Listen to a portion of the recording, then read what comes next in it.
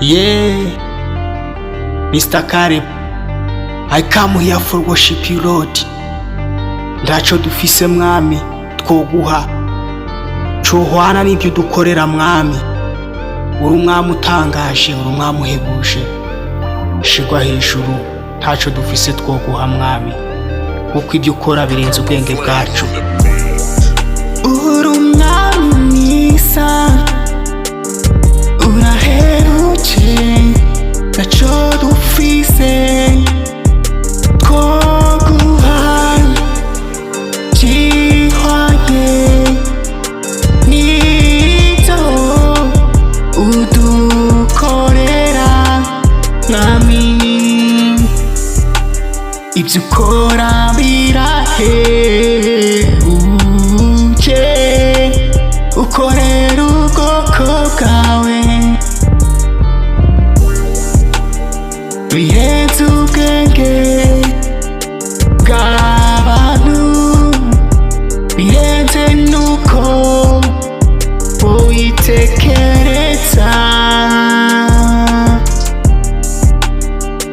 Ibyo ukora mwami n'imirimo ukora, ubwo kutwitaho birenze akagero, ntacyo dufise mwami ko guha mwami.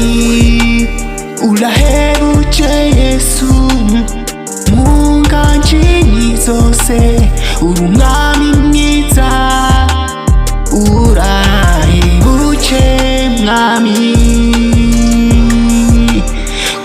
kutwitaho, kandi nakwimatsi dufise birahebuje mwami.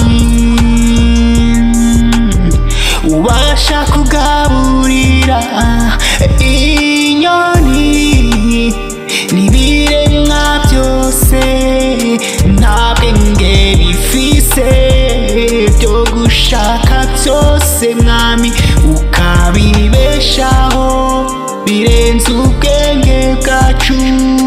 Nishimwe icyo kugushima mwami. Urahebuje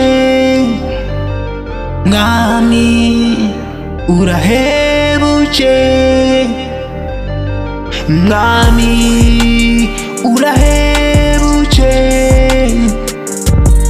mwami, urahebuje